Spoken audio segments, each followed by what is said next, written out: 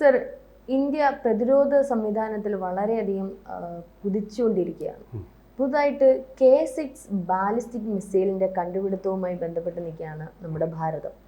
എന്താണ് ഈ K6 ballistic missile?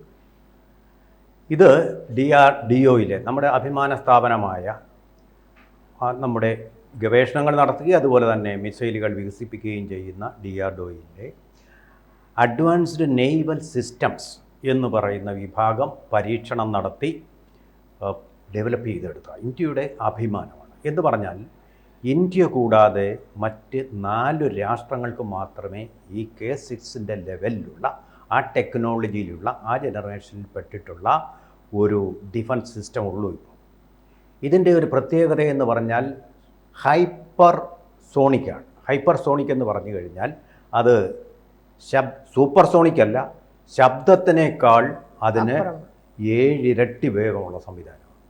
അപ്പോൾ ഇതുകൊണ്ട് തന്നെ ഏതൊരു റഡാർ സംവിധാനത്തിനെയും അതിന് മറികടക്കാൻ പറ്റും. റഡാർ ഇങ്ങനെ ആക്റ്റീവ് ആകുമ്പോഴത്തേക്ക് ഇത് അവിടവും കടന്ന് ഒരു 10,000 കിലോമീറ്റർ പിന്നെയും ശബ്ദത്തിൻ്റെ വേഗമാണല്ലോ. ഇടിമുഴക്കം എങ്ങനെയാണോ നമ്മുടെ ഭൂമിയിൽ കവർ ചെയ്യും, റഡാറുകളെ കബളിപ്പിച്ചു കൊണ്ടുപോകും എന്നാണ് ഡിഫൻസിൻ്റെ പ്രതിരോധ ഭാഷയിൽ അതിന് പറയുന്നത്.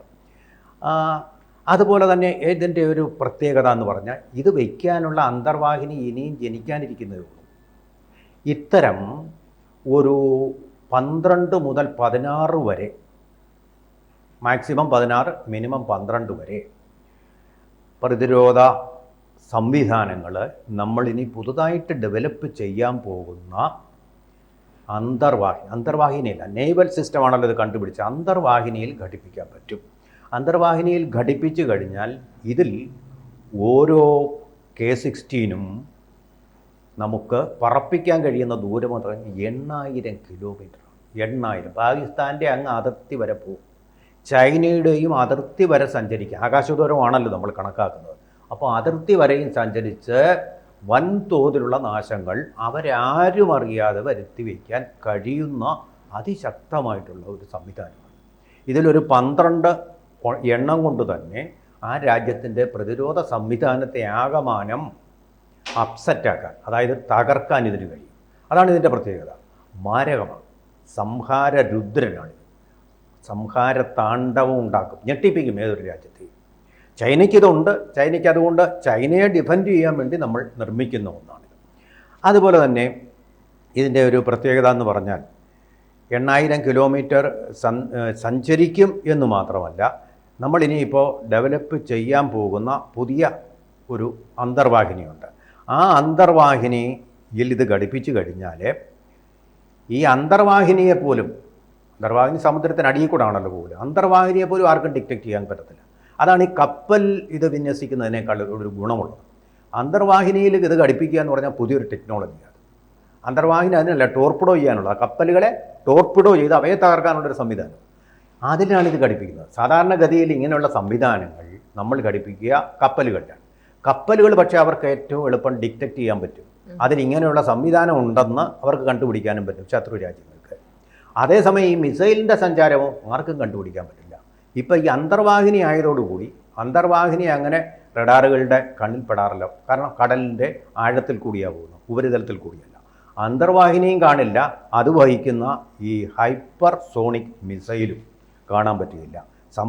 ഇത് മാക് 7.5 എന്നുള്ള ടെക്നോളജിയാണ്. മാക് 7.5 എന്ന് പറഞ്ഞാൽ ശബ്ദത്തിനേക്കാൾ 7 ഇരട്ടി എന്ന് ഞാൻ പറഞ്ഞത് കുറച്ചുകൂടെ തിരുത്തി പറയണം, 7.5 ഇരട്ടി വേഗത്തിലാണ് സഞ്ചരിക്കുന്നത്. അപ്പോൾ ഇടിമുഴക്കത്തിൻ്റെ ശബ്ദത്തിനേക്കാൾ 7 ഇരട്ടി വേഗത്തിലാണ് ഇത് സഞ്ചരിക്കുന്നത്. ശബ്ദമേ കേൾക്കില്ല. കാരണം എന്താ? ഇതിൻ്റെ ശബ്ദം ആർക്കും കേൾക്കാൻ പറ്റില്ല. കാരണം നമുക്കറിയാം, സൂപ്പർ സോണിക് ആകുമ്പോൾ തന്നെ അതിന് ശബ്ദം കേൾക്കാൻ പറ്റില്ല. അങ്ങനെയാണ് ബാറ്റ് ഫ്രീക്വൻസിയിലുള്ള, വളരെ വലിയ ഫ്രീക്വൻസിയിലുള്ള ശബ്ദം പുറപ്പെടുവിക്കുകയും ബാറ്റ് എന്ന് പറയുന്നത് നമ്മുടെ വവ്വാല്. പക്ഷേ ആ ശബ്ദം നമുക്ക് ആർക്കെങ്കിലും കേൾക്കാൻ കഴിയുന്നുണ്ടോ? അതിൻ്റെ വഴിയിലുള്ള തടസ്സങ്ങളെയൊക്കെ അത് മനസ്സിലാക്കുന്നത് കണ്ണുകൊണ്ടല്ല, മറിച്ച് ഈ സൂപ്പർ സോണിക്കായിട്ടുള്ള ശബ്ദം, ആ ശബ്ദം ചെന്ന് ആ തടസ്സത്തിൽ തട്ടും. അപ്പോഴാണ് അതറിയുന്ന വഴിയിലൊരു തടസ്സമുണ്ട്, മാറിപ്പറക്കുക, അതിൻ്റെ ഡീവിയേഷൻ വരുന്നത്. അങ്ങനെയാണത് മാറിപ്പറക്കുന്നത്, തടസ്സങ്ങളിൽ ചെന്ന് തട്ടാൻ എന്ന് പറയുന്നത് പോലെ. ഇതിൻ്റെ ശബ്ദവും കേൾക്കില്ല, കാഴ്ചയും ഉണ്ടാവില്ല. ശബ്ദത്തിലും ദൃശ്യത്തിലും ഇല്ലാതെ ശത്രു രാജ്യങ്ങളിലേക്ക് കടന്നു കയറിക്കൊണ്ട് അവരുടെ തന്ത്രപ്രധാനമായിട്ടുള്ള പ്രതിരോധ സംവിധാനങ്ങളെ തച്ചു തകർക്കുക എന്നുള്ളതാണ്. വളരെ അത്ഭുതകരമായിട്ടുള്ള ഫലങ്ങൾ ഉണ്ടാക്കുന്ന ഒരു സംവിധാനമാണ് ഇപ്പോൾ ഡെവലപ്പ് ചെയ്തിരിക്കുന്നത് K6 എന്ന് പറയുന്നത്. ഇനി നമ്മളൊരു കാര്യം കൂടെ അറിയണം, സാധാരണക്കാർക്ക് വേണ്ടി മനസ്സിലാക്കാൻ. നമുക്കിപ്പോൾ തന്നെ ഒരു K4 സിസ്റ്റം ഉണ്ട്. K4 സിസ്റ്റത്തിന് പോകാവുന്ന ദൂരം എത്രയാണെന്നറിയാം? K4 സിസ്റ്റമാണ് ഉണ്ട്, നേരത്തെ ഉള്ളതാണ്. അതിന് പോകാൻ കഴിയുന്ന പരമാവധി ദൂരം എന്ന് പറഞ്ഞാൽ 3500 കിലോമീറ്ററാണ്. അതായത് അതിൻ്റെ ഇരട്ടി ഇപ്പം വരും K6-നകത്ത്, അതിൻ്റെ അപ്ഡേഷനാണ്. അതെ, അതിൻ്റെ ഇരട്ടിയിലധികം ഇത് വരുന്നുണ്ട്. അത് വേറൊരെണ്ണം കൂടെ ഉണ്ട്. അതിന് അടുത്ത ജനറേഷൻ K5 എന്ന് പറഞ്ഞു. ഇപ്പോൾ K6 ആണല്ലോ വന്നത്. അടുത്ത ജനറേഷൻ K5-ന് സഞ്ചരിക്കാവുന്ന ദൂരം എന്ന് പറഞ്ഞാൽ കുറച്ചുകൂടെ അഡ്വാൻസ്ഡാണ്. ഈ ഓരോ സീരീസിൽ ഈ 5, 6, ഇനി 7 വരും. അങ്ങനെ വരുമ്പോൾ ഓരോ തവണയും ഇതിൻ്റെ വേഗപരിധി കൂടുകയാണ്. ഈ രണ്ടാമത്തെ K5-ൽ അതിന് സഞ്ചരിക്കാവുന്ന ദൂരം ഗണ്യമായിട്ട് വർദ്ധിച്ചിട്ടുണ്ട് K4-നേക്കാൾ.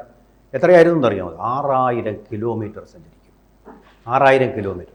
ഇപ്പോൾ അതിനെ കൂടെ ഒന്നുകൂടെ അഡ്വാൻസ്ഡ് ആക്കിക്കൊണ്ട് അടുത്ത ജനറേഷൻ വരുമ്പോഴത്തേക്കും അതിൻ്റെ വേഗം കൂടിയെന്ന് മാത്രമല്ല ദൂരപരിധിയും കൂടി.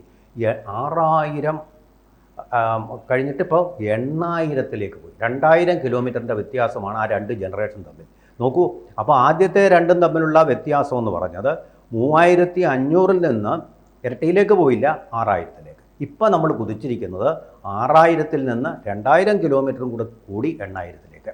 ഇനി ഇങ്ങനെ കൂടിക്കൂടി വരുമ്പോൾ ഒരു പ്രത്യേകത എന്ന് പറഞ്ഞാൽ ഇനി 10-ലേക്ക് പോകാൻ സാധ്യമല്ല. കാരണം അത് അങ്ങേയറ്റത്തെ അഡ്വാൻസ്ഡ് ടെക്നോളജിയാണ്, ചിലപ്പോൾ അസാധ്യമായിട്ടുള്ള ടെക്നോളജിയാണ്, ശബ്ദത്തിനേക്കാൾ 10 ഇരട്ടി.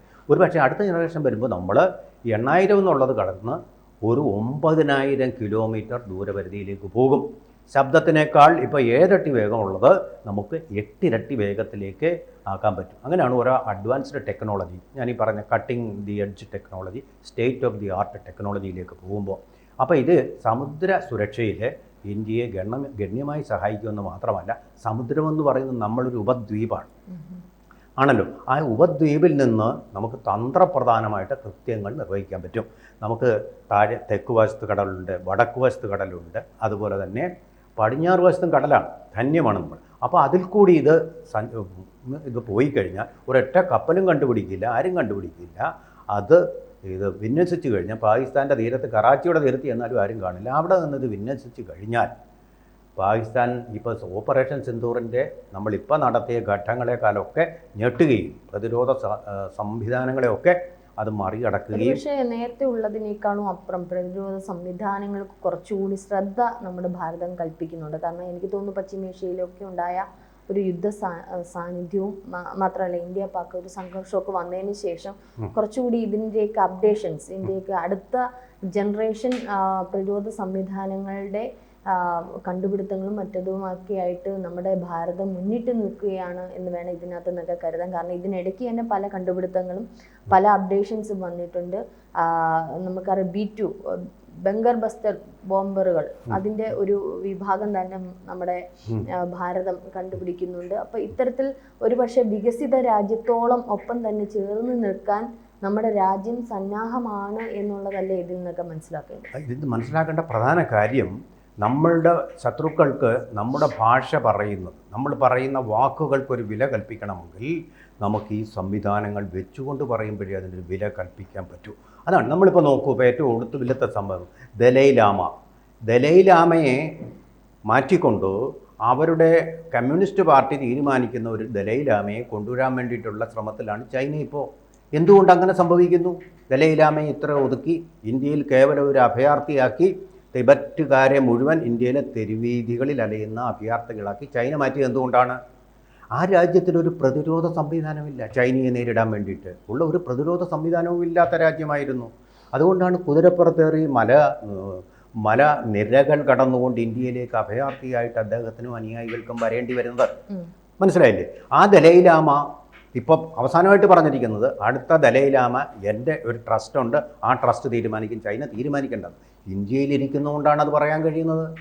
ഇന്ത്യയിൽ അല്ലാതെ പറഞ്ഞു കഴിഞ്ഞാൽ അദ്ദേഹം അവിടെ അവസാനിക്കും, അദ്ദേഹത്തിൻ്റെ മരണം ഉറപ്പാക്കും, അടുത്ത ദലൈലാമയും ചൈന പ്രഖ്യാപിക്കും.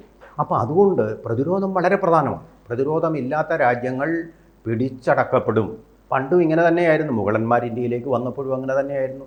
അവർക്ക് പ്രതിരോധത്തിൻ്റെ കാര്യത്തിലും യുദ്ധത്തിൻ്റെ കാര്യത്തിലും മേൽക്കൈ ഉള്ളതുകൊണ്ടാണ് നമുക്ക് അവരുടെ അടിമകളായിട്ട് കഴിയേണ്ടി വന്നത് എന്നുള്ളതാണ് സത്യം. അപ്പോൾ അതുകൊണ്ട് ഇന്ത്യക്ക് വളരെ ആവശ്യമാണ് ഈ കാലത്ത് നമ്മൾ യുദ്ധം ചെയ്യാൻ വേണ്ടിയിട്ടല്ല, യുദ്ധം ചെയ്യാൻ വരുന്ന രാജ്യങ്ങളെ ഒന്ന് പേടിപ്പിക്കാൻ വേണ്ടി ഈ സംവിധാനങ്ങൾ ആവശ്യമാണ്. കൂടുതൽ വാർത്തകളും വിശേഷങ്ങളും നിങ്ങളിലേക്ക് എത്താൻ ABC മലയാളം സബ്സ്ക്രൈബ് ചെയ്യുക, ബെൽ ബട്ടണും അമർത്തുക.